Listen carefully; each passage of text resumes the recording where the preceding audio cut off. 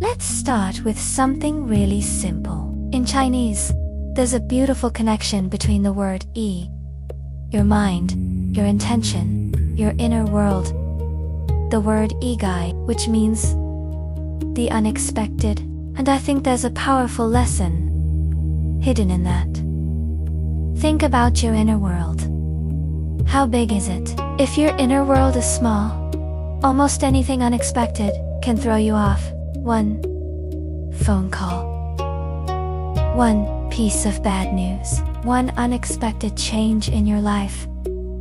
Suddenly, you feel like, I don't know what to do. But when your inner world becomes bigger, something changes. The unexpected may still happen, but it doesn't have the same power over you. I love the story of the Buddha and Sun Wukong, the Monkey King. Sun Wukong could fly incredibly fast. He was convinced that he could go anywhere, but the Buddha simply opened his hand and said, essentially, go ahead. Show me how far you can fly. Sun Wukong flew and flew and flew. He thought he had traveled to the very end of the universe, but when he came back, he discovered that he had never left the Buddha's palm. That image is incredibly powerful. Imagine the Buddha's palm as your inner world. If your inner world is small, the slightest storm can knock you out of it. But if your inner world is big enough, even a major crisis can still happen and you can remain grounded. So the real question is, how do we make our inner world bigger? We grow, we keep learning, we keep experiencing, we read, we listen, we expose ourselves to different ideas and different ways of seeing the world. We fill ourselves with more wisdom, more experience, and more perspective. Mencius, one of the great Chinese philosophers, described greatness as being full and radiant. I love that idea. Being full doesn't mean having more possessions. It means having more inside you, more understanding, more patience, more perspective, more room in your heart.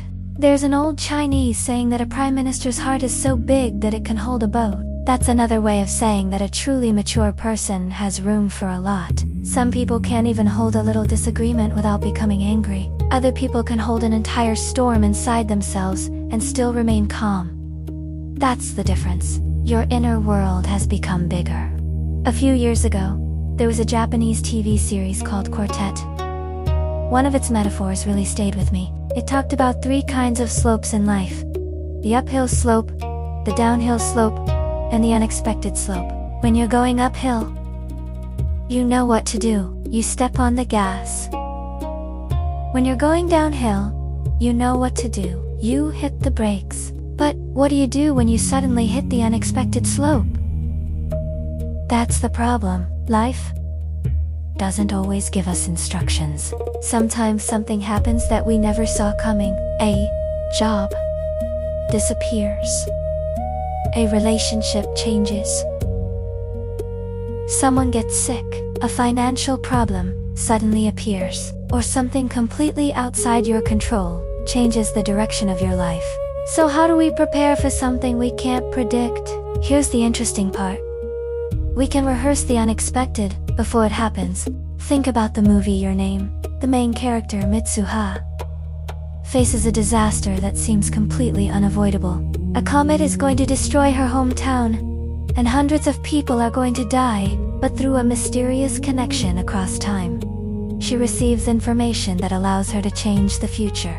She doesn't just save herself, she saves hundreds of other people, and that's actually what great books can do for us. When we read the Ching, or a great novel, or history, or philosophy, something very interesting happens. We temporarily enter someone else's world. It's almost like exchanging souls. We get to see through someone else's eyes.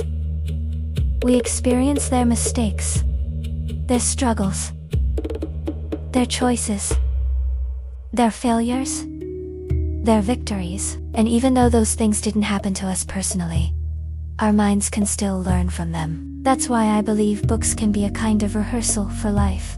Think about a fire drill. You practice before the fire happens.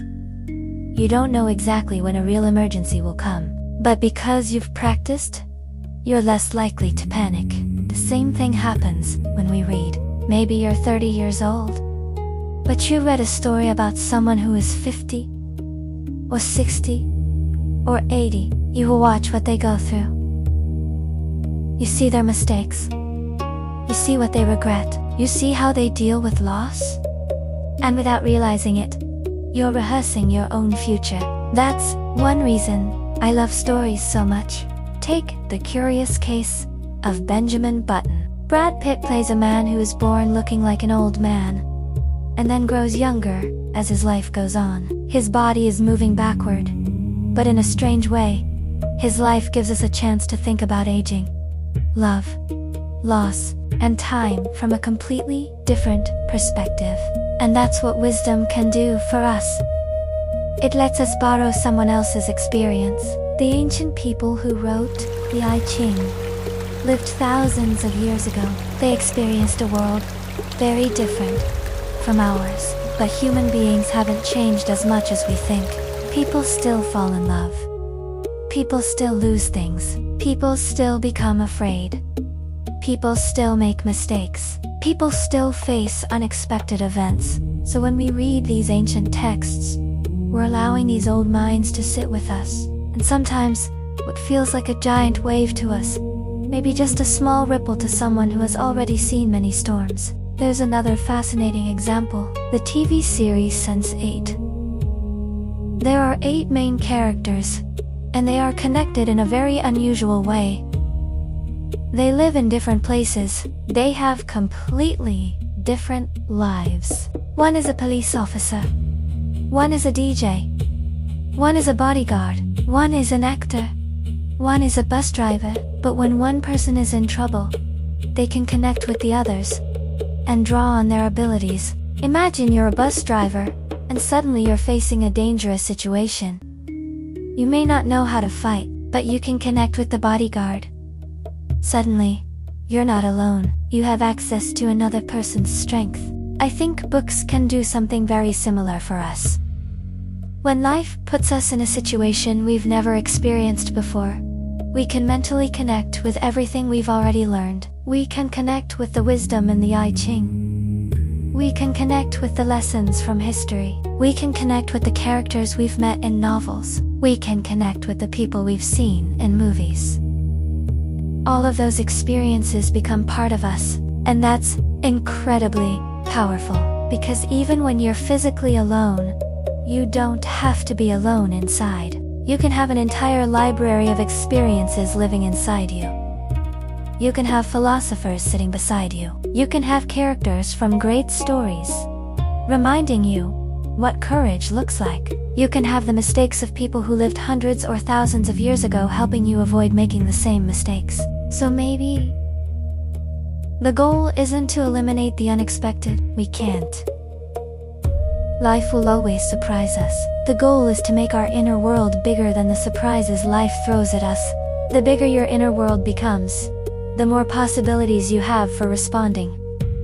You have more perspective, more experience, more wisdom, more ways to think, more ways to respond. You've already rehearsed situations you haven't even experienced yet. And when the unexpected finally comes, you may still be scared. You may still be surprised, but you won't necessarily be overwhelmed. You can take a breath.